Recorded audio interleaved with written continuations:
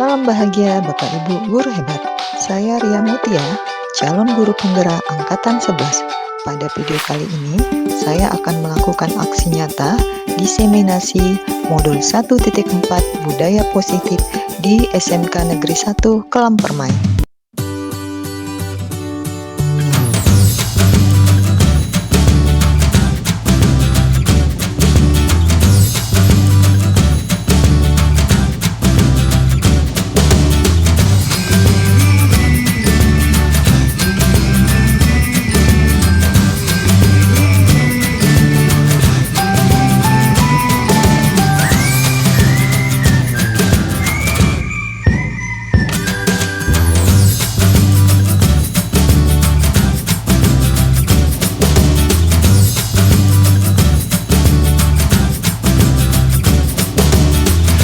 Diseminasi 4 jak pesertanya. Tentu kami pasti tidak mau nilai karena harus 10 minimal. Nah, kalau ini jelas nampak sudah mampu mengumpulkan lebih dari 10. Nah, itu dukungan yang kami bisa berikan. Mungkin kalau secara material tidak bisa, paling tidak kita dukung secara moral. Mudah-mudahan apa yang pernah kita berikan ini suatu saat kita tuai juga ketika kita berperan sebagai CGP atau kita jadi apa sajalah. Yang penting saatnya kita memberi, ada saatnya kita menerima, take and give-nya. Baik, supaya tidak berlama-lama, saya akhiri pengantar saya kepada kedua CGP ini.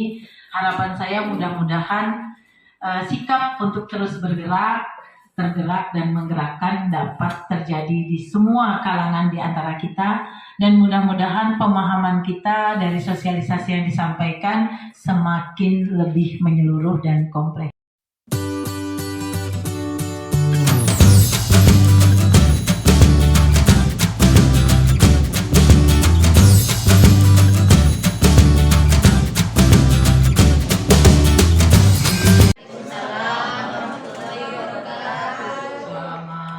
Siang dan salam sejahtera untuk kita semuanya. Selamat siang. Yang terhormat Ibu Kepala SMK Negeri Kelampermai, Ibu Maria Victor MPD. Yang kami hormati rekan-rekan, Bapak guru-guru, serta staf tata sekolah. Puji syukur kita pada titik Maisa di mana presiden ini berkumpul ruangan ini dalam rangka agenda yang akan dilakukan oleh rekan kita calon guru penggerak angkatan 11 Ibu Ria Mutia untuk menyampaikan presentasi berkaitan dengan aksi nyata diseminasi budaya positif yang nanti akan dipaparkan oleh rekan kita. Baiklah Bapak Ibu semuanya, untuk mengawali acara kita pada siang hari ini, yang pertama akan ada penyampaian dari Ibu Kepala Sekolah kepada Ibu Maria Victor MPD. Kami persilakan.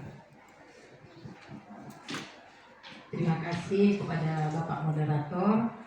Yang saya hormati Bapak Ibu hadirin sekalian, teristimewa kepada yang akan menyajikan seminar atau diseminasi kepada kita semua. Pertama-tama saya ucapkan selamat pagi, salam sejahtera untuk kita semuanya.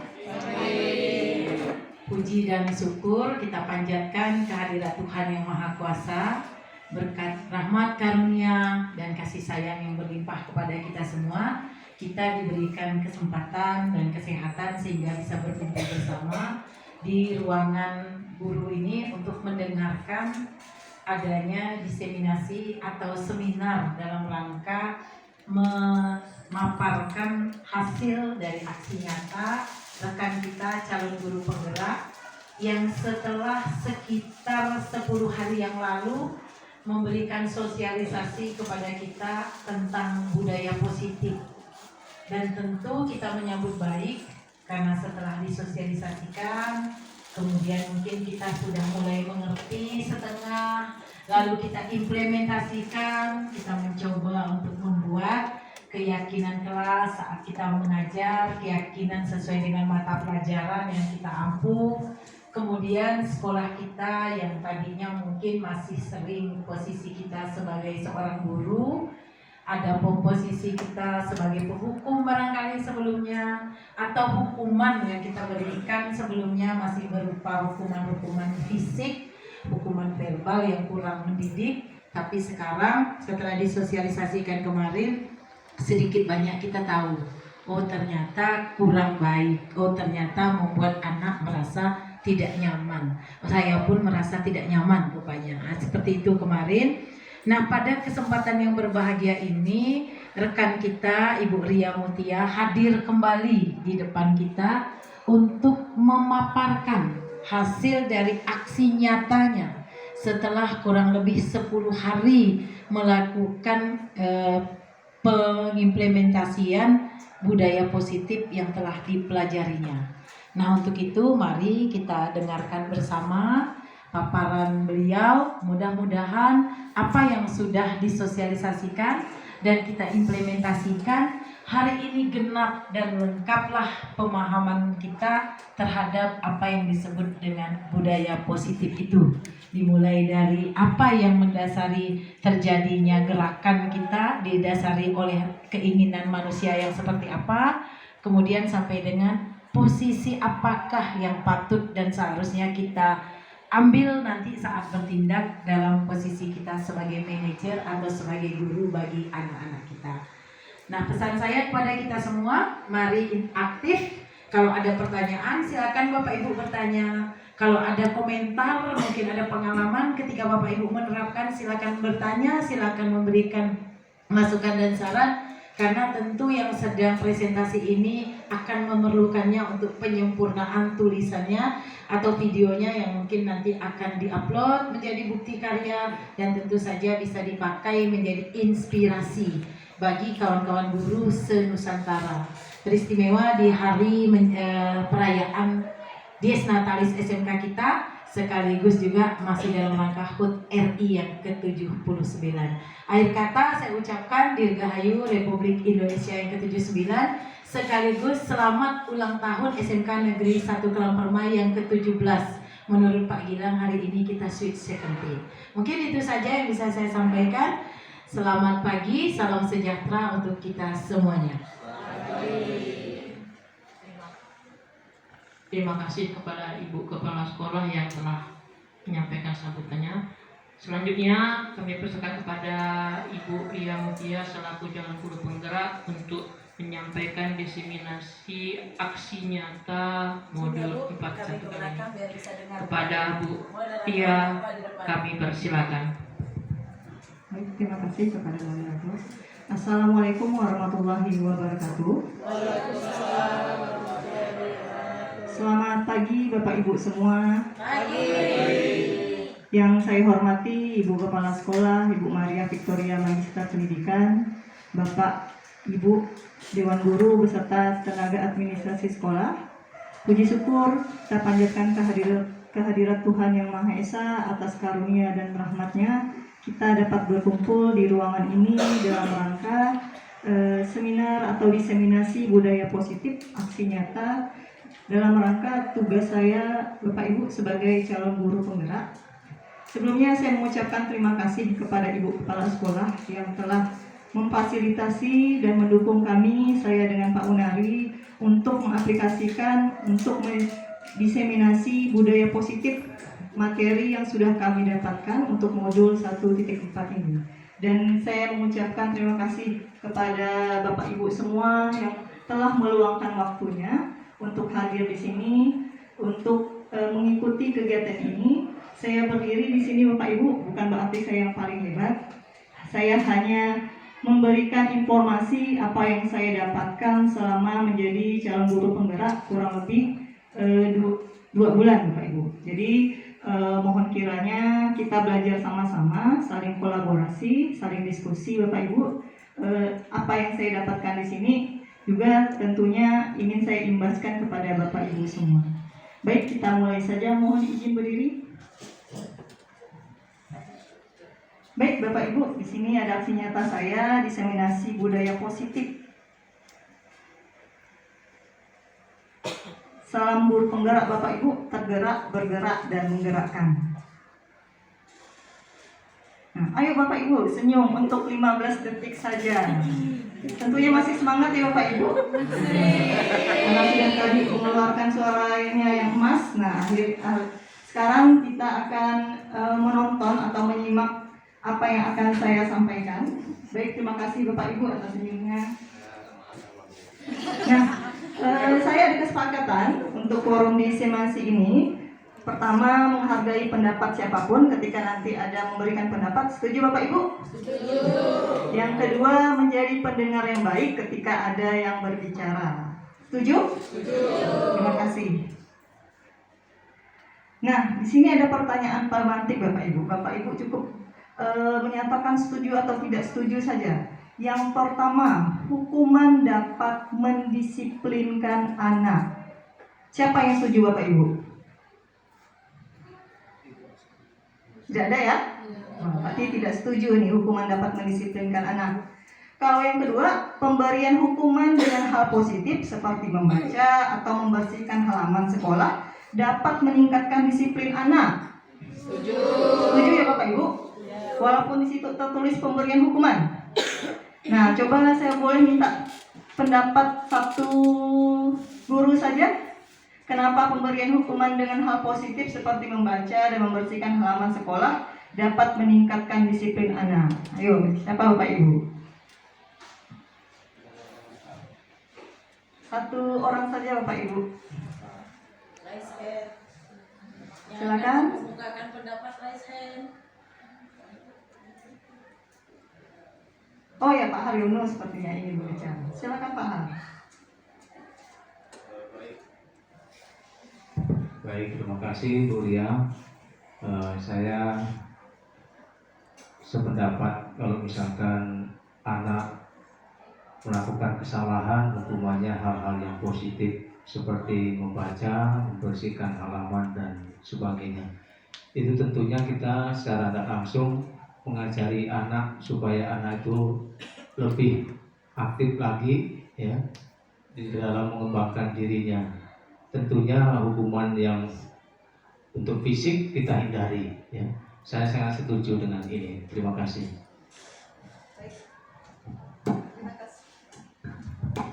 Terima kasih atas pendapatnya. Ya Pak Har, harus setuju dengan pemberian hukuman karena kalau hal tersebut hukuman yang diberikan itu positif seperti membaca, membersihkan halaman sekolah itu dapat meningkatkan disiplin anak. Baik. Yang selanjutnya, yang ketiga, memberi penghargaan dapat meningkatkan motivasi belajar anak. Nah, ini bagaimana Bapak Ibu? Ada yang setuju enggak? Oke, Bu Megi tidak setuju. Bisa memberikan alasannya Bu Megi? Tidak. Yang lain? Tidak setuju? Ada yang setuju? Siapa yang setuju? Dalam hal apa? Seperti hadiah. Misalnya dia dalam hal apa kita kasihkan hadiah gitu. Dalam prestasi Pak, bisa seperti juara, ya. Kemarin kita sepakat katanya performa mereka nggak bisa kasih. Ya, nah ini saya minta pendapat. Pak Amos setuju atau nggak setuju nih? Saya nggak setuju. Oke, baik, tidak setuju. Kita kemarin itu kan nggak bisa. Ya. Sama Pak Amos. Terima kasih Pak Amos atas tanggapannya.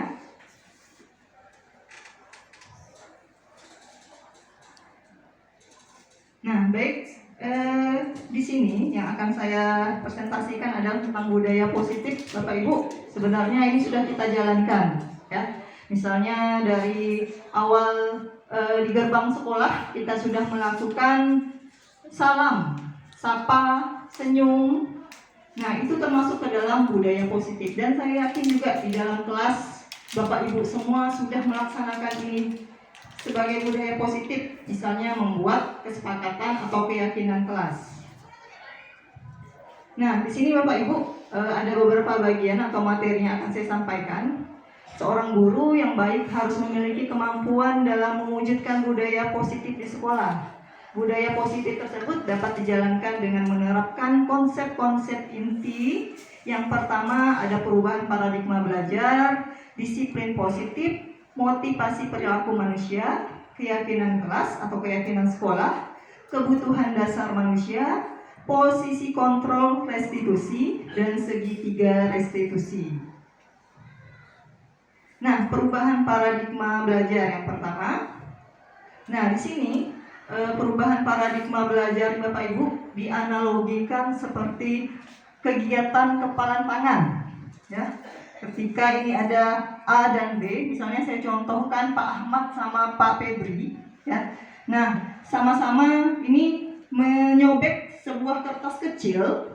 Kemudian Pak Ahmad menuliskan di kertas tersebut sebuah tulisan.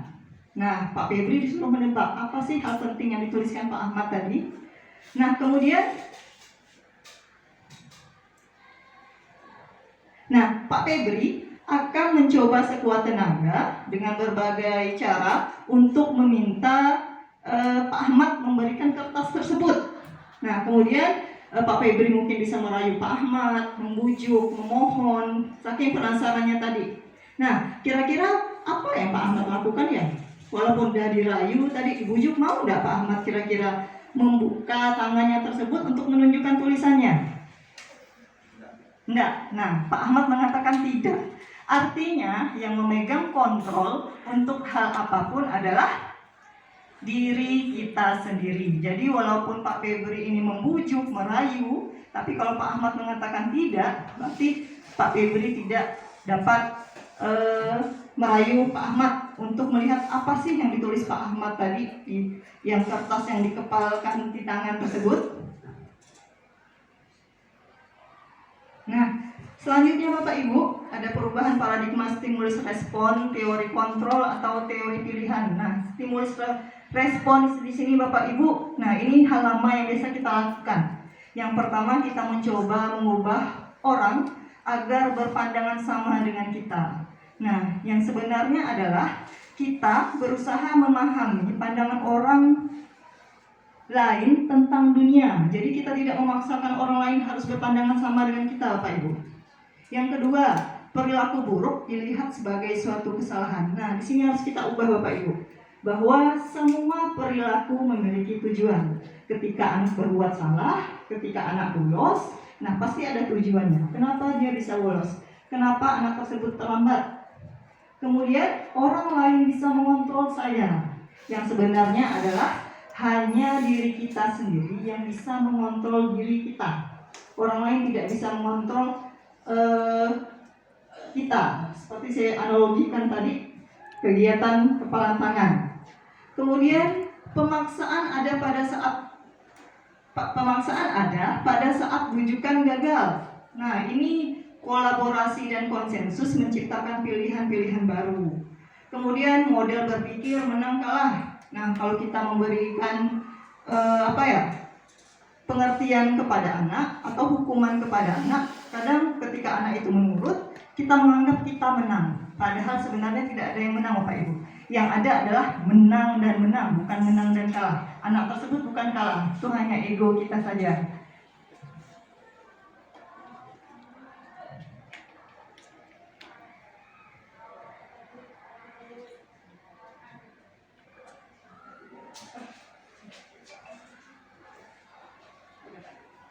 Nah, yang kedua adalah tentang disiplin positif dan nilai-nilai kebajikan. Nah, apa makna disiplin menurut Bapak Ibu? Nah, di situ tertulis bahwa disiplin adalah belajar. Makna asal dari kata ini berkonotasi dengan disiplin diri dari murid-murid Sokrates dan Plato. Baik, kita langsung saja Bapak Ibu. Nah, disiplin positif ini merupakan suatu cara penerapan disiplin yang mengajarkan anak untuk bertanggung jawab, menumbuhkan kesadaran diri berdasarkan nilai-nilai kebajikan. Nah, disiplin positif juga lebih ke arah disiplin diri yang dapat mengontrol diri dalam melakukan segala tindakan. Kemudian disiplin diri dapat membuat murid memahami dan menyadari berdasarkan motivasi internal, bukan dari akibat paksaan, pujian, atau hukuman. Nah, ini bagaimana supaya anak menerapkan disiplin positif, bukan karena ada faktor dari luar, Bapak Ibu. Bukan karena ingin penghargaan, pujian, atau paksaan, tapi atas dasar memang kesadaran diri mereka. Nah, apa hubungan tadi disiplin positif dengan nilai-nilai kebajikan. Nah, bahwa dalam disiplin positif itu kan kita melakukan suatu perubahan yang baik, datang tepat waktu, kemudian anak tidak ada kukunya yang panjang, rambutnya pendek. Nah, di situ ada nilai-nilai Bapak Ibu. Ini yang disebut dengan nilai-nilai kebajikan universal. Nah, kaitannya nilai-nilai kebajikan universal berhubungan dengan profil pelajar Pancasila yang ada 6 dimensi: beriman dan bertakwa kepada Tuhan Yang Maha Esa, berakhlak mulia, kemudian mandiri, berkebinekaan global, bergotong royong, kreatif, dan bernalar kritis. Nah, selanjutnya adalah motivasi perilaku manusia. Nah, di sini ada 3 motivasi perilaku manusia, Bapak Ibu. Kenapa sih kita melakukan sesuatu? Kita datang tepat waktu ke sekolah hanya untuk fingerprint. Ini kalau guru ya Bapak Ibu. Kemudian kenapa sih anak-anak mengumpulkan tugas tepat waktu? Atau kenapa anak potong rambut walaupun rambutnya udah panjang? Itu pasti sudah kita ceramahi panjang lebar.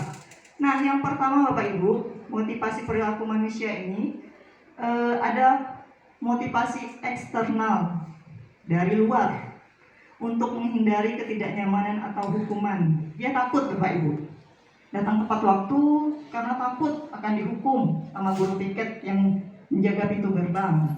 Kemudian anak mengumpulkan tugas tepat waktu, mungkin sebelumnya sudah kita marah karena sering tidak mengumpulkan, ya, untuk menghindari ketidaknyamanan tadi, untuk menghindari hukuman. Nah, kadang indikator pertanyaan seperti ini Bapak Ibu. Kenapa kita harus ke sekolah tepat waktu? Apa yang akan terjadi apabila saya tidak melakukannya? Nah, tentunya kalau karena faktor ini kita akan mendapat teguran atau hukuman. Kalau anak-anak tentu dari gurunya. Kalau kita sebagai guru pasti akan mendapat teguran dari atasan. Nah, ini merupakan motivasi eksternal. Yang kedua, anak melakukan sesuatu, datang ke sekolah tepat waktu, mengumpulkan tugas sesuai waktunya, ini untuk mendapatkan imbalan atau penghargaan, pujian, atau untuk mendapatkan hadiah. Biasanya indikator pertanyaannya adalah apa yang akan saya dapatkan apabila saya melakukannya. Kalau saya datang tepat waktu, kira-kira nanti saya dipuji atau tidak ya Bapak Ibu? Atau kira-kira nanti saya akan mendapatkan hadiah ya Bapak Ibu? Nah, seperti itu. Yang satu dan kedua itu merupakan faktor eksternal, faktor dari luar. Ada dorongan karena rasa takut, karena ingin mendapatkan pujian. Nah, yang ketiga, ini faktor internal Bapak Ibu, untuk menghargai diri sendiri. Nah, dari 30 siswa dalam satu kelas, saya yakin tidak semua anak itu datang tepat waktu, rajin, sering piket atau tidak pernah bolos. Pasti ada motivasi internal Bapak Ibu, walaupun sebagian besar itu tadi karena ingin dipuji atau karena takut. Nah, tidak apa-apa Bapak Ibu, mungkin kita melakukan sesuatu, kita rajin masuk kelas, kita datang ke sekolah tepat waktu, awalnya mungkin karena rasa takut, tapi karena tadi kita sudah menanamkan nilai-nilai kebajikan dalam diri kita, nah kita akan termotivasi dengan sendirinya. Begitu juga saya Bapak Ibu, ketika saya mengikuti guru penggerak, nah ini benar-benar atas motivasi eksternal, atas motivasi Pak Dedi, ya, atas motivasi Pak Dedi, ayo Bu, ya ikut katanya. Akhirnya berjalannya waktu saya nikmati dan saya bisa sampai pada detik ini juga menumbuhkan motivasi dalam diri saya bahwa ternyata guru penggerak itu sangat luar biasa. Ya, materinya ini sangat memberikan saya wawasan pandangan tentang seperti apa sih guru yang seharusnya mengajar, mendidik kepada anak. Nah, selanjutnya Bapak Ibu. Nah, merdeka. Ini merdeka menurut Ki Hajar Dewantara itu artinya tidak hanya terlepas dari perintah, akan tetapi juga cakap buat memerintah diri sendiri. Pak Ibu, walaupun anak-anak melakukan tersebut disiplin, datang tepat waktu, membersihkan kelas. Nah, walaupun pertama awalnya itu terpaksa karena menghindari hukuman, kalau sering juga kita mengingatkan, nanti Bapak Ibu, motivasi internalnya itu juga akan tumbuh dengan sendirinya, bahwa kita tidak perlu memerintah lagi. Anak-anak sudah bisa memerintah dirinya sendiri. Nah, di sini ada dihukum oleh penghargaan, bahwa penghargaan berlaku sama dengan hukuman dalam arti meminta atau membujuk seseorang melakukan sesuatu untuk memenuhi suatu tujuan tertentu dari orang-orang yang meminta atau membujuk. Nah, awalnya di sini Bapak Ibu, saya juga agak kontra dengan pernyataan ini. Tapi ini pendapat ahli ya Bapak Ibu, yang menyatakan bahwa penghargaan menurunkan kualitas. Bisa jadi Bapak Ibu.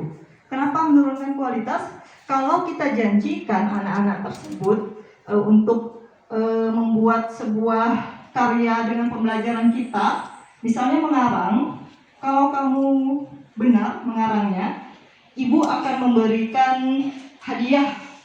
Nah, justru di situ yang seharusnya mereka berpikir sendiri, menggali potensi sendiri, malah karena ingin mengejar hadiahnya, bisa saja mereka menyontek dari Google Bapak Ibu. Jadi kualitasnya berkurang. Motivasinya bukan motivasi internal, tapi eksternal. Kemudian penghargaan bisa mematikan kreativitas, sama seperti tadi Bapak Ibu. Ya. Hal ini jangan kita janjikan, boleh Bapak Ibu, tapi namanya bukan penghargaan, tapi apresiasi. Dan alangkah baiknya apresiasi itu tidak kita janjikan terlebih dahulu. Biar saja. Ayo buat tugas, misalnya membuat puisi, terserah apa saja. Nah, mereka akan meluangkan kreativitasnya Bapak Ibu. Nah, dengan catatan puisi tersebut adalah karya sendiri, original, bukan lihat dari Google.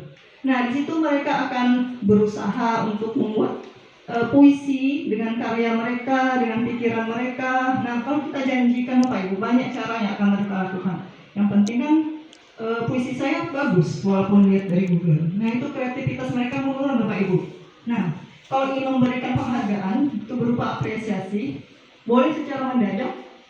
Misalnya Bapak Ibu, oh karya ini bagus nih, boleh nggak ucapkan selamat atau memberikan pulpen, itu tidak salah Bapak Ibu. Tapi kalau Bapak Ibu janjikan tadi berupa penghargaan, berupa hadiah, nah itu justru akan menurunkan kreativitas mereka. Kemudian penghargaan mengurangi motivasi intrinsik. Melakukan sesuatu, mengerjakan suatu tugas itu atas dasar hadiah, penghargaan, bukan karena dari dalam diri sendiri. Nah, ini maksud dari dihukum oleh penghargaan. Nah, bagaimana sih bentuk program kebajikan apresiasi yang dapat Bapak Ibu berikan? Misalnya beri pengakuan secara khusus, beri pengakuan secara pribadi, kemudian beri pengakuan kepada semua murid secara bergantian Bapak Ibu. Kemudian beri pengakuan secara konsisten dan fokus pada proses. Jadi jangan terlalu, kalau bagian yang kelima itu Bapak Ibu, ya alangkah baiknya kita nanti jangan melihat anak itu hasilnya bagus, kita nggak tahu mereka dalam proses penulisan puisi atau membuat karangan dia nyontek atau enggak di Google.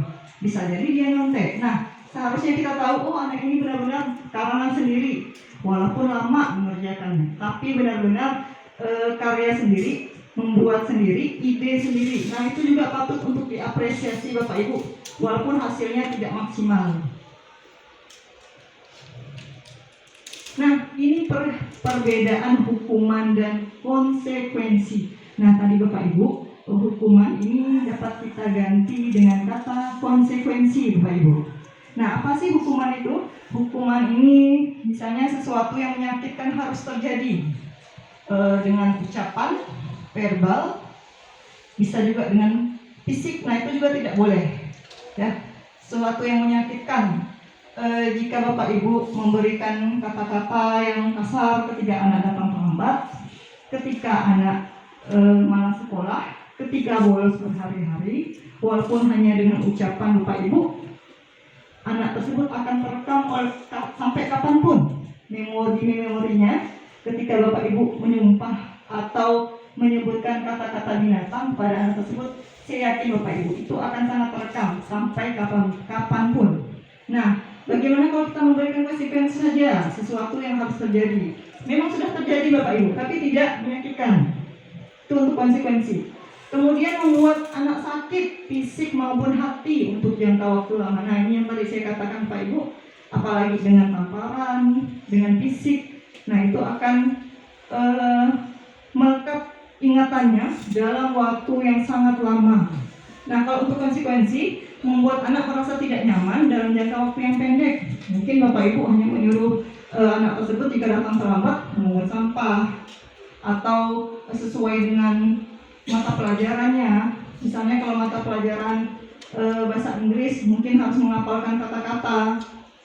Nah kemudian anak membenci kedisiplinan. Nah itu kalau kita dari segi hukuman Pak Ibu. Kalau konsekuensinya anak menghargai disiplin.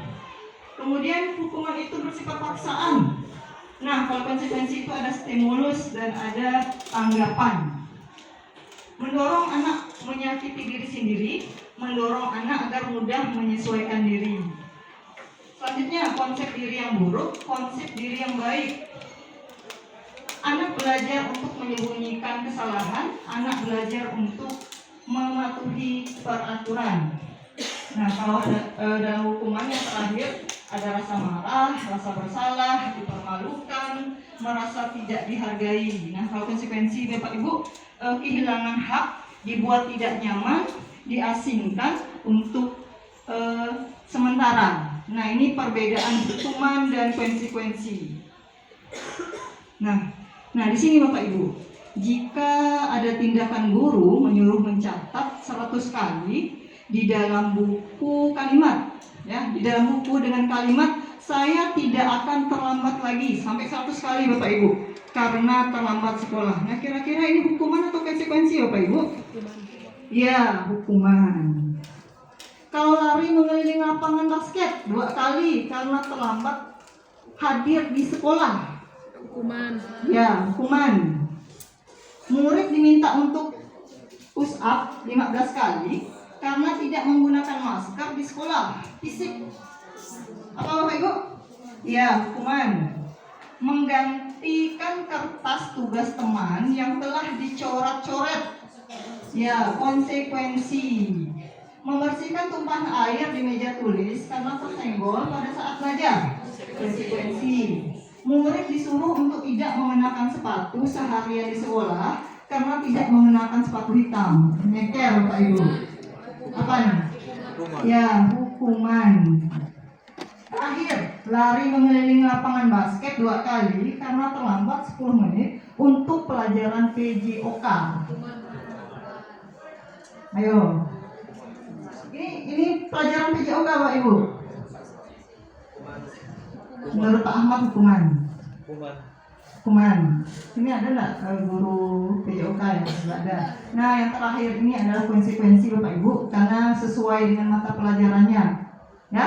Nah lari mengelilingi itu juga termasuk olahraga Bapak Ibu. Nggak apa-apa. Mungkin dia terlambat. Tapi kan kalau disuruh lari lapangan sesuai dengan pelajarannya.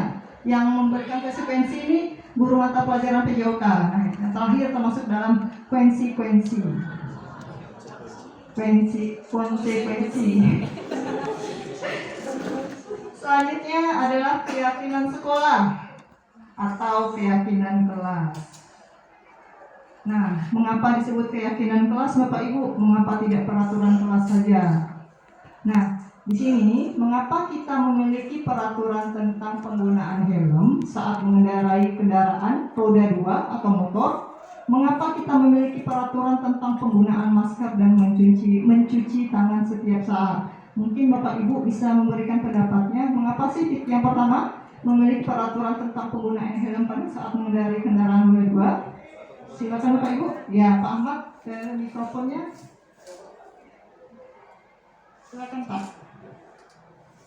Baik, terima kasih waktunya. Kalau dilihat dari segi keyakinan yang disampaikan di depan paparan tersebut, itu suatu kebutuhan Bu, di mana kita dalam mengendarai sepeda motor, yaitu sebaik tadi untuk menjaga keselamatan kita, dan itulah kebutuhan kita ketika kita memakai kendaraan roda 2 tadi. Kemudian yang kedua itu kita pakai masker dan cuci tangan juga, itu kebutuhan untuk melindungi kesehatan sendiri gitu. Baik, saya garis bawahi tanggapan Pak Ahmad tadi. Yang pertama ada keselamatan ya Pak. Nah, yang kedua tadi ada kesehatan. Baik Bapak Ibu, kita lihat jawabannya. Nah, mungkin jawabannya adalah untuk kesehatan ada keselamatan. Benar jawaban Pak Ahmad. Nah silakan tepuk tangan pada Pak Ahmad. Nah, nilai-nilai keselamatan atau kesehatan inilah yang disebut dengan suatu keyakinan, yaitu nilai-nilai kebajikan atau prinsip universal yang disepakati bersama secara universal, lepas dari latar belakang suku, negara, bahasa maupun agama. Nah, di sini Bapak Ibu, keyakinan akan lebih memotivasi seorang diri dari dalam atau memotivasi secara intrinsik. Seseorang akan lebih tergerak dan bersemangat untuk menjalankan keyakinannya daripada hanya sekedar mengikuti serangkaian peraturan. Kemudian murid-murid pun demikian, mereka perlu mendengarkan dan mendalami tentang suatu keyakinan daripada hanya mendengarkan peraturan yang mengatur mereka harus berlaku begini dan begitu. Makanya disebut Bapak Ibu, kalau untuk peraturan kita di dalam kelas itu lebih kita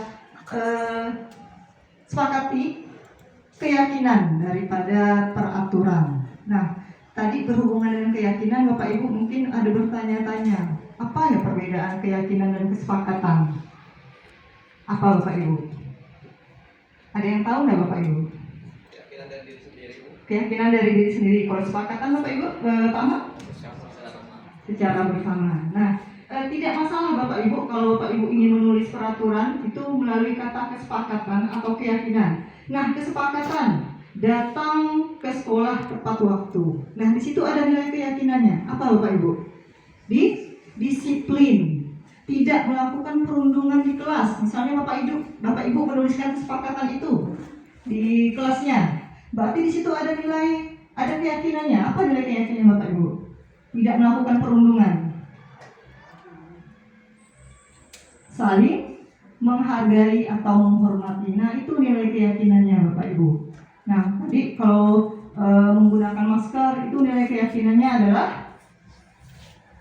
kesehatan. Menggunakan helm, nilai keyakinannya adalah keselamatan. Nah, di sini Bapak Ibu, untuk pembentukan keyakinan kelas bersifat lebih abstrak daripada peraturan yang lebih rinci dan konkret. Keyakinan kelas berupa pernyataan-pernyataan universal. Kemudian pernyataan keyakinan kelas senantiasa dibuat dalam bentuk positif. Keyakinan kelas juga hendaknya tidak terlalu banyak sehingga mudah diingat dan dipahami oleh semua warga kelas. Keyakinan kelas sebaiknya sesuatu yang dapat diterapkan di lingkungan tersebut. Semua warga kelas hendaknya ikut berkontribusi dalam pembuatan keyakinan kelas lewat kegiatan curah pendapat. Kemudian bersedia meninjau kembali keyakinan kelas dari waktu ke waktu. Ini tidak masalah Bapak Ibu. Mungkin setiap sebulan ada yang direvisi keyakinan kelasnya. Nah, itu boleh. Nah, ini adalah contoh keyakinan kelas yang saya terapkan, yang saya bentuk di kelas yang berbeda-beda. Nah, yang pertama di sini saya meminta pendapat anak untuk menuliskan kelas yang mereka impikan. Nah, ini seru nih Bapak Ibu. Semua undang mereka keluarkan. Misalnya ingin kelasnya ber-AC, Bu. Ya tulis saja, saya bilang. Ingin ada kasur, Bu, katanya. Tidak apa-apa, tulis ya, katanya. Ya, itu yang mereka impikan, kan hanya mimpi ya, Bu. Nah, mimpi kan sama dengan harapan. Harapan itu adalah doa. Nah, ini saya berikan mereka kesempatan untuk menuliskan kelas seperti apa sih yang mereka impikan. Nah, itu beragam-ragam jawabannya Bapak Ibu. Nah, kemudian setelah saya meminta anak menuliskan impian kelas yang mereka inginkan, nah, memberi kebebasan peserta didik untuk menuliskan kesepakatan kelas yang mereka inginkan. Kesepakatan kelas Bapak Ibu. Nah, ini juga lebih beragam. Ada yang ingin rambut panjang, ada yang ingin kuku panjang, boleh kuku panjang, boleh ke WC itu 2-3 orang. Tidak apa-apa, saya biarkan saja Bapak Ibu. Biarkan mereka mengeksplorasi apa yang mereka ingin sepakati. Kemudian ada yang ingin boleh nobar, nonton bareng Bapak Ibu, main game. Kemudian ada juga yang positifnya, tidak melakukan perundungan, kemudian menghormati guru. Nah, ini juga ada sisi positifnya Bapak Ibu. Saya biarkan saja apa yang ingin mereka tuliskan, silakan tuliskan ke depan semuanya. Ini kalau ada 30 anak, berarti ada 30 kesepakatan mereka tulis. Nah, itu bukan berarti kesepakatan 30 itu kita tulis ya Bapak Ibu. Tentu kita saring, kita buat kesimpulan dan kita tentukan kesepakatan apa yang akan kita buat, yang akan kita terapkan bersama. Nah, pada di sini menyimpulkan dan menentukan keyakinan kelas yang akan disepakati. Tidak usah banyak-banyak Bapak Ibu. 6, 7 itu boleh. Misalnya saling menghormati, menghargai, tanggung jawab, disiplin. Nah, tentu Bapak Ibu dalam membuat keyakinan kelas itu bukan hanya sebagai pajangan ya Bapak Ibu. Tentu kita akan terapkan dan harus ada konsekuensi Bapak Ibu. Nah, ini yang disebut tadi adalah hukuman. Maaf Bapak Ibu, belepotan. Nah, apa sih konsekuensinya? Kalau pada mata pelajaran saya, nah ini kelas TO nih Bapak Ibu, membuat pantun 1 buah. Sebenarnya saya mau 5 buah. Berat Bu, 1 aja susah mikirnya katanya. Kemudian mencari 5 sampah dan dibuang ke tempatnya. Nah, ini khusus saya nih Bapak Ibu, konsekuensinya. Nah, bukan hanya sebagai pajangan Bapak Ibu, kalau anak ada yang melakukan pelanggaran, nah silakan terapkan tuh konsekuensinya tadi. Nah, mau Bapak Ibu es breaking?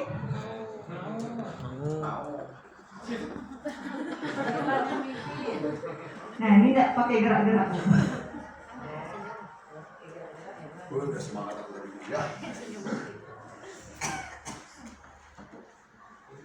Nah, kita main teka-teki saja Bapak Ibu.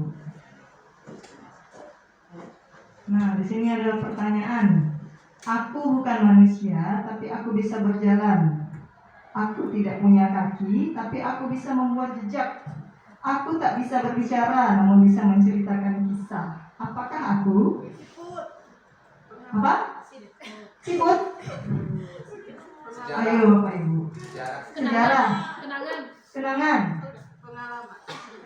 Aku bukan manusia. Tapi kok berjalan?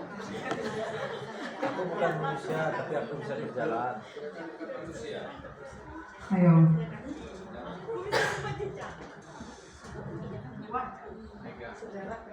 Ayo Bapak Ibu. Yang kedua dulu. Aku adalah sesuatu yang bisa kau pegang, namun tak bisa kau lihat.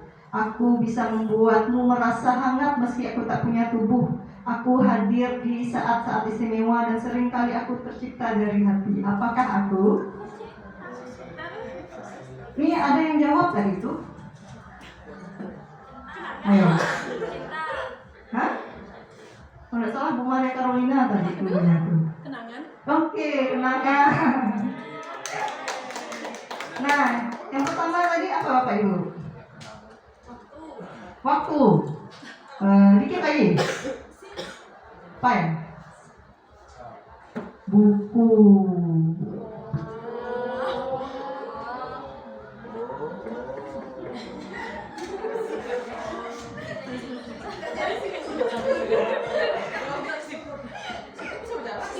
Siapa yang boleh jawab situ?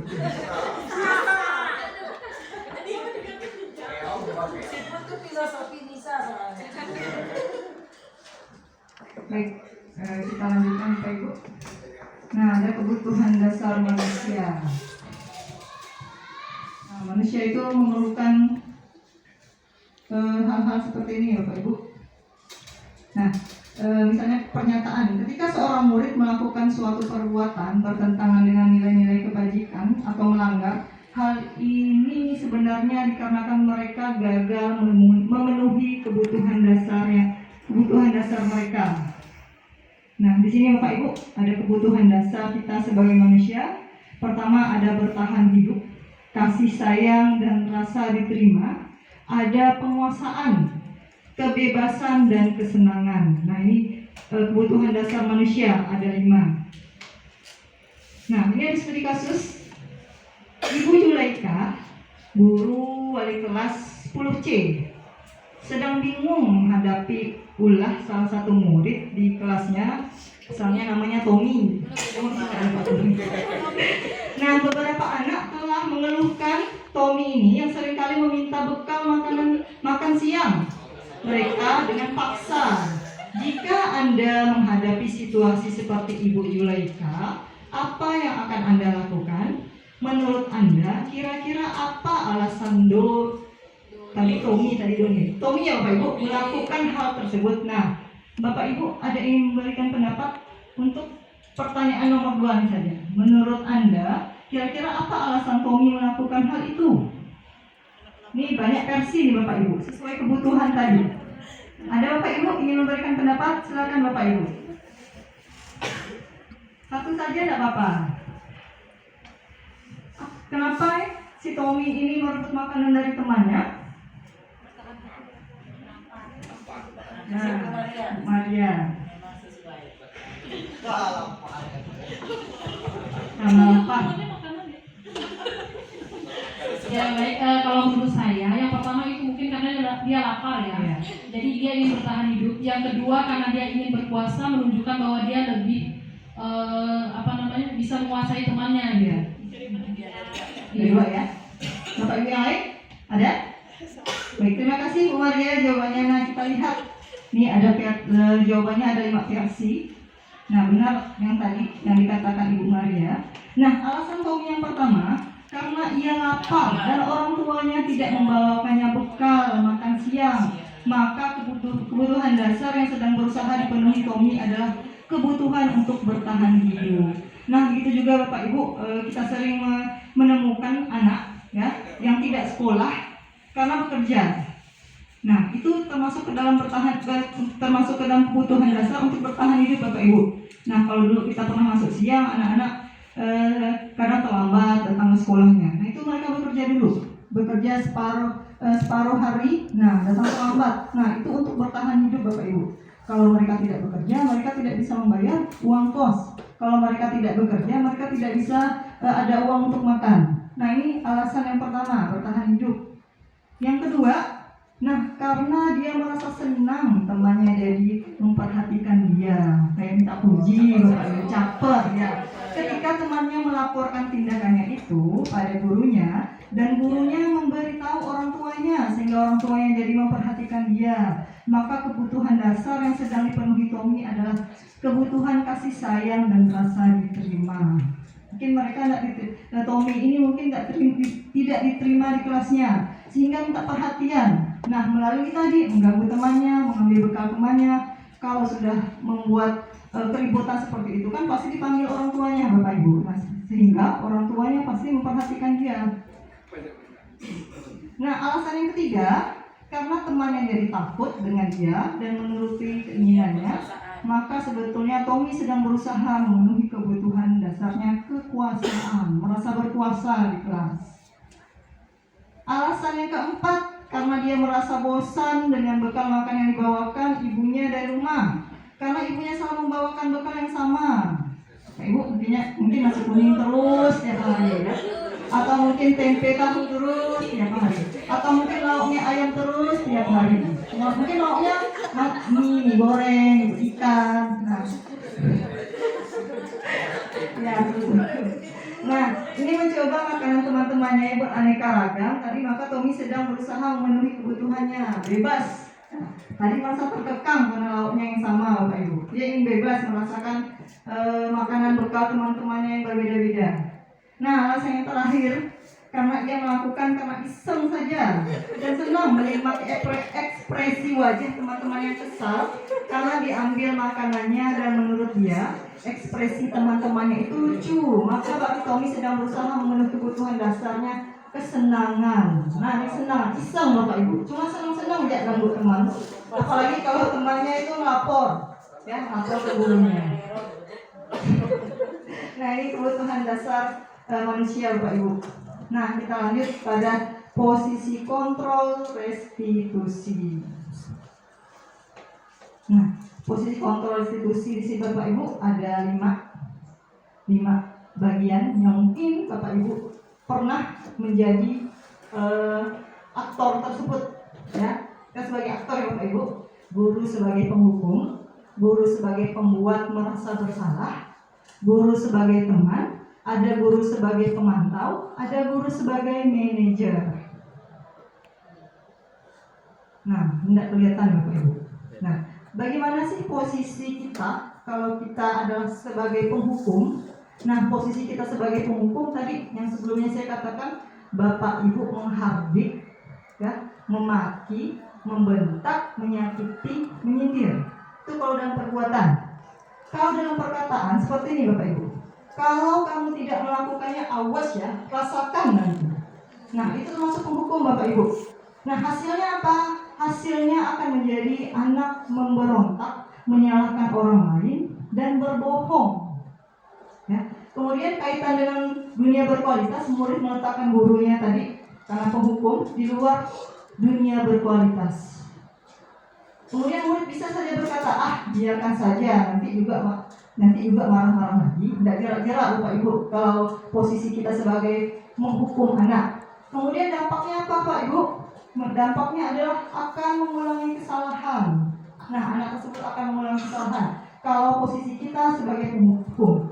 Kalau posisi kita sebagai pembuat rasa bersalah, misalnya guru berbuat seperti ini, berceramah, mengatakan seharusnya kamu seperti ini, ibu sangat kecewa sekali kalau kamu datang terlambat terus nak. Nah, itu dari segi perbuatan. Kalau guru berkata, kamu seharusnya sudah tahu, ibu lelah sekali mengatakannya, ibu jadi stres. Nah, itu pembuat rasa bersalah. Atau seperti ini Bapak Ibu, kamu terus yang melakukan kesalahan, ibu bisa kena marah sama kepala sekolah kalau kamu terlambat terus, alfanya banyak. Nah, itu pembuat rasa bersalah Bapak Ibu. Kemudian hasilnya apa Bapak Ibu? Hasilnya adalah anak menyembunyikan, menyangkal, dan berbohong. Nah, kaitan dengan berkualitas, murid meletakkan guru di dalam dunia berkualitas. Nah, ini masih lebih baik Bapak Ibu daripada posisi penghukum. Kemudian murid berkata, mereka akan minta maaf, maafkan saya. Kemudian dampak pada murid merasa rendah diri, ya, karena tadi Bapak Ibu membuat anak-anak merasa bersalah. Nah, kemudian posisi kita sebagai teman. Nah, ini banyak Bapak Ibu ya. Kita menganggap anak sebagai teman, membuatkan alasan untuk muridnya. Kalau dalam perkataan, ayolah lakukan demi ibu, masa kamu nggak mau? Misalnya. Kemudian hasilnya adalah anak ketergantungan, karena kita merasa tadi menganggap kita sebagai teman. Kemudian murid meletakkan guru sebagai orang yang sangat penting di dunia berkualitas. Kemudian murid berkata, saya pikir bapak atau ibu teman saya, ternyata begitu. Nah, mereka menganggap kita sebagai teman Bapak Ibu. Kemudian dampak pada murid lemah, tidak mandiri, tergantungan. Nah, kalau pada posisi pemantau, nah Bapak Ibu menghitung dan mengukur apa peraturannya. Misalnya seperti Bapak Ibu, sudah berapa kali sih kamu melakukan kesalahan ini? Ibu lihat absen kamu dan alfanya sudah banyak nih. Nah, itu sebagai pemantau Bapak Ibu. Bapak Ibu hanya sebagai memantau anak melakukan kesalahan, ya. Kemudian hasilnya adalah menyesuaikan diri, bisa diawasi. Kemudian murid meletakkan guru, peraturan dan hukum di dunia yang berkualitas. Misalnya seperti ini Bapak Ibu, saat murid berkata, berapa banyak bintang yang harus saya peroleh, berapa halaman yang harus saya tulis. Nah, itu kalau posisi guru sebagai pemantau. Kemudian menitik beratkan pada sanksi atau hadiah untuk dirinya. Nah, yang terakhir adalah posisi sebagai manajer. Nah, mengajukan pertanyaan-pertanyaan. Ini kalau guru berkata, apa yang kita yakini? Ini kembali ke kesepakatan kelas tadi Bapak Ibu. Kalau kamu melanggar ini, kalau kamu suka melakukan perundungan, apa yang kamu yakini? Keyakinan apa yang kamu abaikan? Nah, apa yang bisa kamu kerjakan untuk memperbaiki masalah ini? Nah, kemudian hasilnya adalah anak dapat menguatkan pribadi. Kemudian murid meletakkan dirinya sebagai individu yang positif dalam dunia berkualitas. Kemudian murid berkata, bagaimana cara saya bisa memperbaiki kesalahan? Kemudian dampak murid adalah mengevaluasi diri, bagaimana cara memperbaiki diri. Nah, ini posisi kontrol untuk 5 aktor, sebagai penghukum, pembuat rasa bersalah, teman, pemantau, dan manajer. Kira-kira mana yang lebih baik ya Bapak Ibu? Manajer. Ya, tentu saja manajer. Nah, posisi kontrol restitusi, di antara kelima posisi kontrol tersebut sebaiknya guru menggunakan posisi kontrol sebagai manajer. Selain itu, posisi manajer mengacu pada restitusi yang dapat menjadikan murid sebagai manajer bagi dirinya sendiri sehingga dapat tercipta identitas positif pada diri murid. Nah, sebagai manajer, guru dapat berbuat sesuatu bersama murid, mempersilahkan murid bertanggung jawab, dan mendukung murid agar dapat menemukan solusinya. Nah, seperti ini Bapak Ibu, pernyataan-pernyataan sesuai dengan 5 posisi kontrol tadi. Kalau Bapak Ibu mengatakan saya kecewa sekali dengan kamu, ini membuat orang merasa bersalah. Kalau Bapak Ibu mengatakan kamu tidak pernah benar melakukannya, sebagai penghukum, ayolah lakukan demi ibu bapak, ini sebagai teman. Apakah kamu mendapatkan stiker bintang hari ini? Nah, ini sebagai pemantau. Bagaimana kamu bisa menyelesaikan masalah ini? Nah, ini sebagai manajer Bapak Ibu. Dan kamu selalu yang paling terakhir. Nah, itu sebagai penghukum. Nah, segitiga restitusi. Ini yang terakhir Bapak Ibu.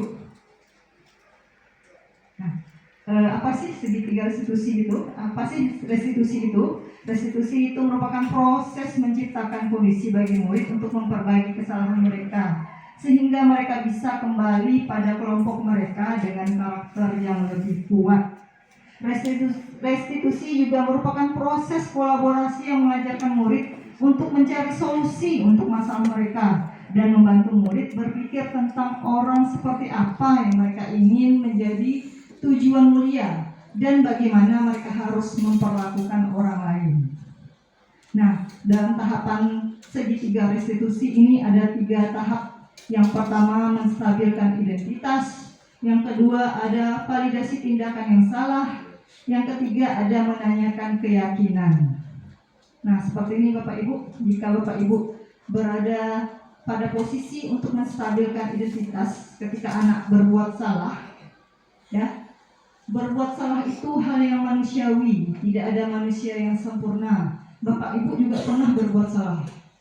Kemudian kita pasti bisa menyelesaikan permasalahan ini. Bapak Ibu tidak tertarik untuk mencari tahu siapa yang benar, siapa yang salah. Bapak Ibu lebih tertarik untuk menyelesaikan masalah. Nah, ini jika Bapak Ibu melakukan segitiga restitusi pada bagian menstabilkan identitas. Nah, ada validasi tindakan yang salah.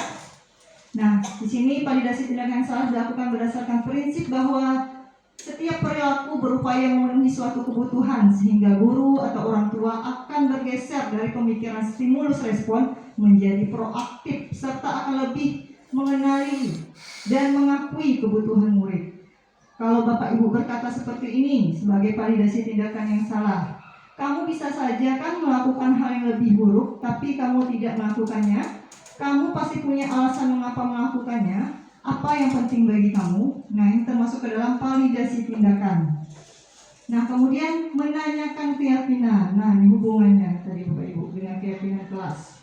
Kalau kita sudah membuat keyakinan kelas, ada hal yang dilanggar, kesepakatan kelas apa yang diabaikan, maka kita bisa bertanya apa nilai yang kita percaya di sekolah kita, apa nilai yang kamu abaikan karena sudah misalnya sudah bolos berkali-kali. Kemudian nilai apa yang kita sepakati, kelas yang ideal itu seperti apa sih?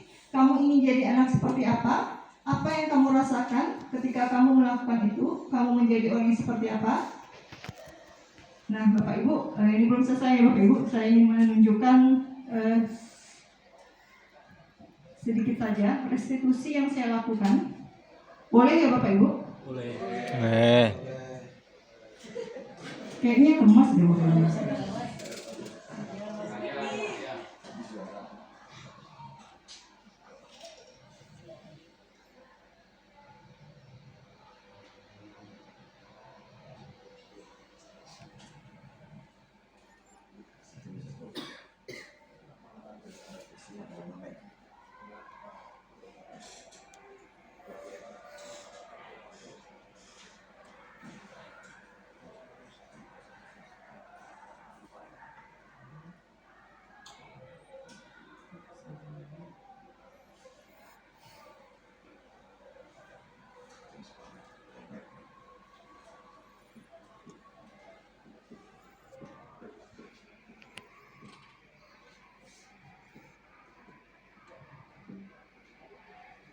Nah, di sini kasusnya adalah Bapak Ibu anak 2 orang siswa yang bolos atau pulang saat jam pelajaran. Ini pulang saat jam pelajaran kalau tidak salah waktu itu seni budaya atau sejarah lah seperti Bapak Ibu. Nah, ini contoh restitusi yang saya lakukan.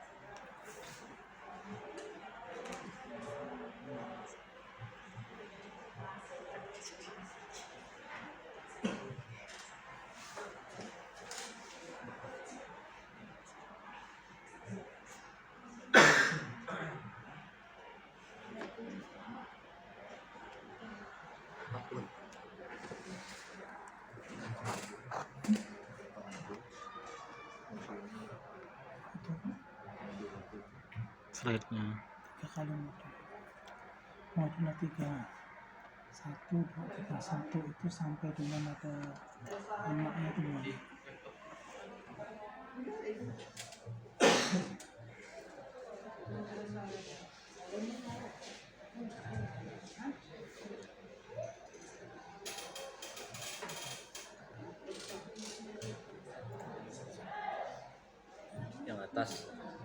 yang atas, yang speaker C itu, tuh, bukan, tuh.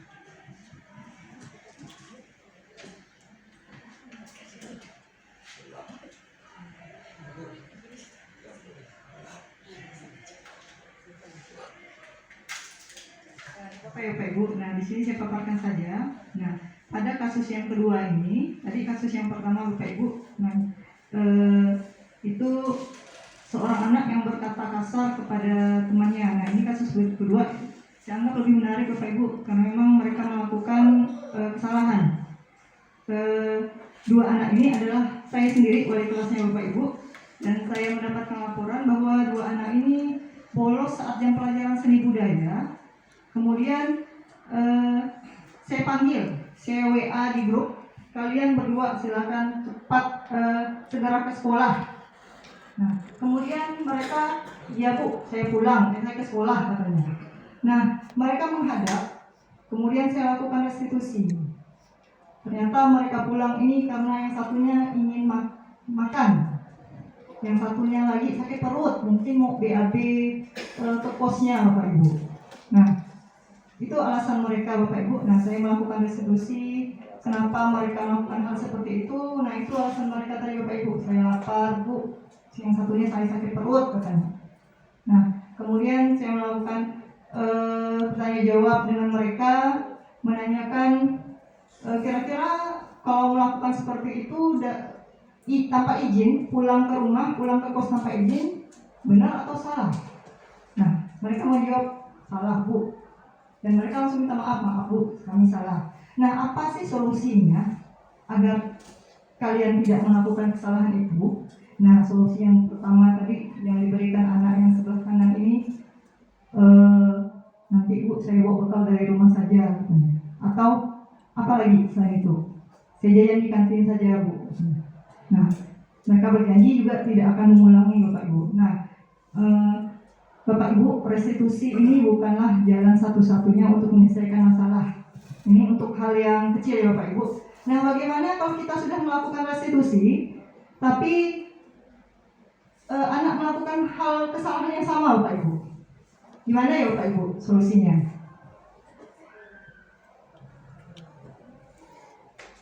Mungkin Bapak Ibu ada yang memberikan pendapat? Ya. Pak Irwan mungkin, Pak Irwan? Tidak ada Bu.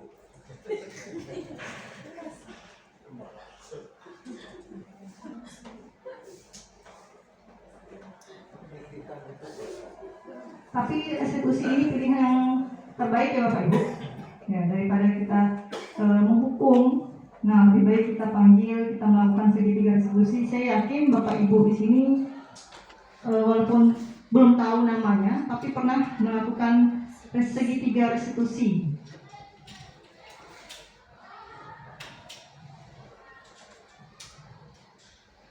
Ayo Bapak Ibu, yang terakhir, kira-kira kalau segitiga restitusinya tidak bisa dilakukan, anak melakukan kesalahan yang sama berulang-ulang, apa Bapak Ibu?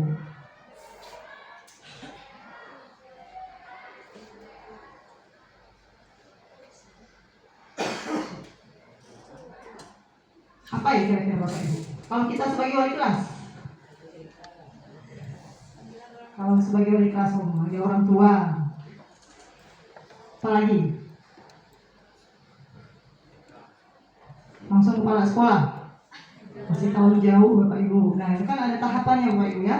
Kalau kita sebagai wali kelas sudah melakukan restitusi, atau guru mata pelajaran sudah melakukan restitusi, tapi anak melakukan hal yang sama, nah mungkin kita bisa melanjutkannya ke bimbingan konseling, kemudian ke kesiswaan, atau ke kaprok ya.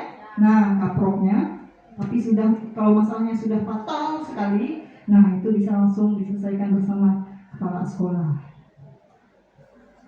Nah, selesai Bapak Ibu. Tapi satu lagi, nah ada refleksinya Bapak Ibu. Siapa Bapak Ibu yang mau melakukan refleksi? Yang pertama, hal baru apa yang mengubah paradigma saya yang saya dapatkan? Ada dua nih Bapak Ibu. Perasaan apa yang muncul selama mengikuti sesi ini, khususnya mengenai makna disiplin motivasi intrinsik? Pak Herwan sepertinya mengangkat tangan tadi. Silakan Pak.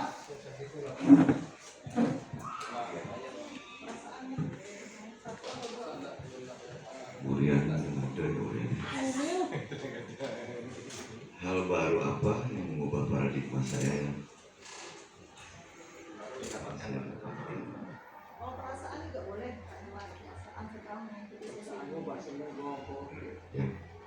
Saya yang perasaan aja lah Bu. Ini mau tidak mau nih karena ditodong. Padahal tadi saya habis keluar lama masuk jadi materinya ketinggalan. Tapi karena sudah ditodong mau tidak mau nih. Saya yakin perasaan yang dalam ruangan ini sama dengan saya. Kalau belum tentu berarti tadi ada yang tidur Bu ya. Saya nggak ada tidur masalahnya.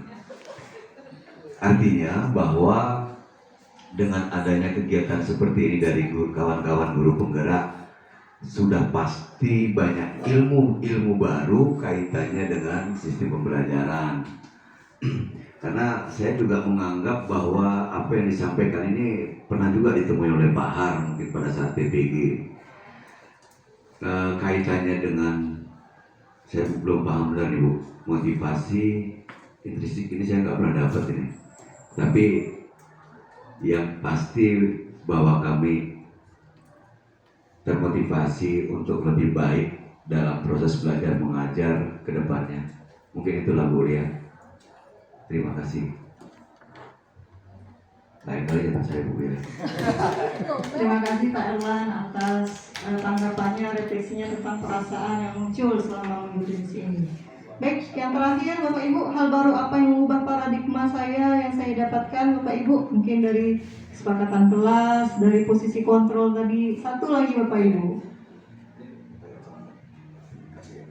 Ya, Pak Baik, terima kasih. Kalau saya secara pribadi, kesepakatan kelas tadi sangat membantu saya. Kebetulan saya juga wali kelas.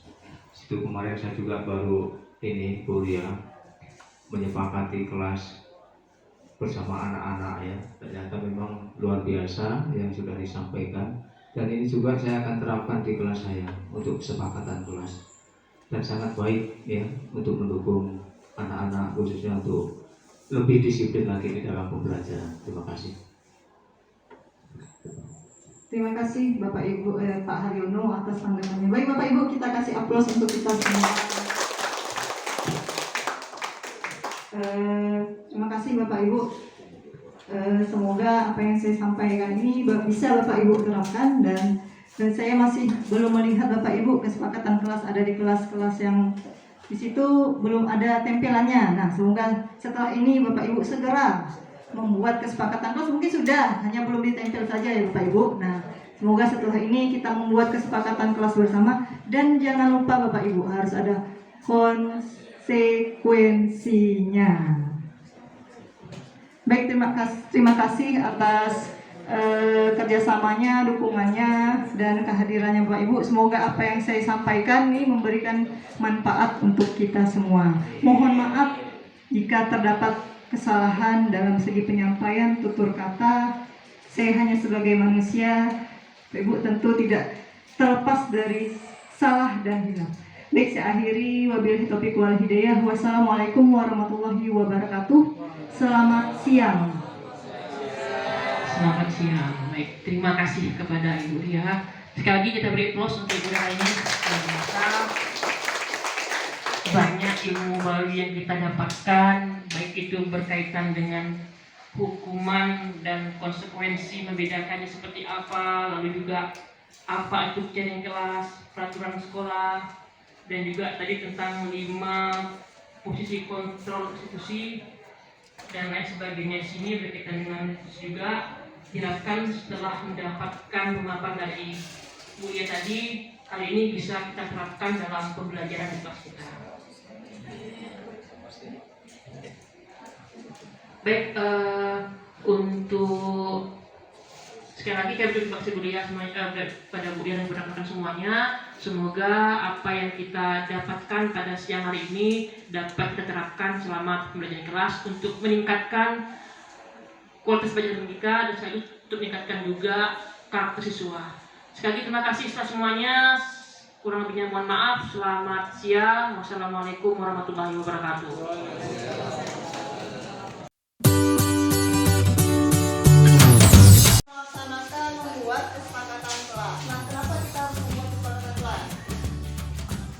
Bendik. Lagi. Gai. Beaman. Aman. Siapa lagi? Pak Kendali. Sampai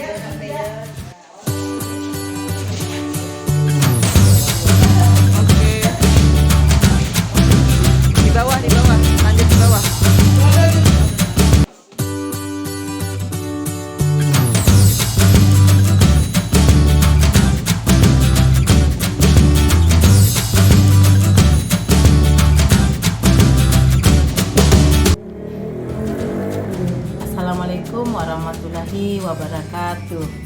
Selamat sore, salam sejahtera untuk kita semuanya. Saya Maria Victoria, MPD, Kepala SMK Negeri 1 Kelam Permai, mengapresiasi dan bangga atas telah diselenggarakannya diseminasi terhadap 2 CGP saya atas nama Ibu Ria Mutia serta Bapak Unari.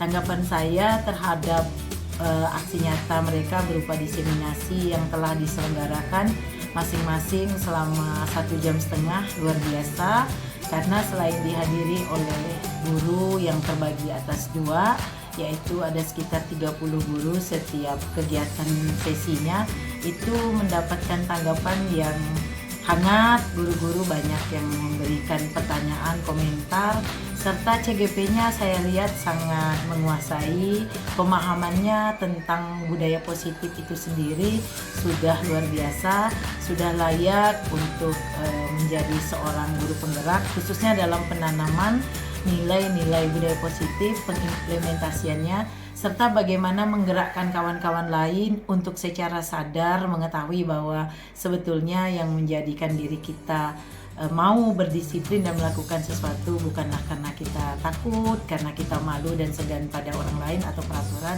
tetapi karena ada motivasi di dalam diri kita, dan hal itu merupakan hal yang baru bagi guru-guru, sehingga saya melihat guru-guru sudah mengikuti dengan hati, tidak lagi karena khawatir takut dengan saya, atau tidak lagi karena semata-mata berteman dan berkawan dengan kedua CGP, tapi mereka sendiri rasanya ingin tertarik dan terlibat.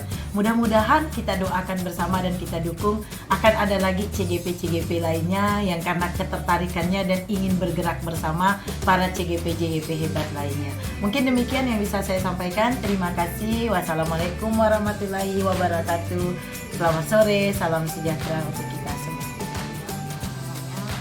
Dari hasil pemaparan diseminasi yang dilakukan dalam kegiatan ini, banyak sekali pembelajaran yang diperoleh berkaitan dengan struktur, baik itu apa itu bidangnya hukuman dan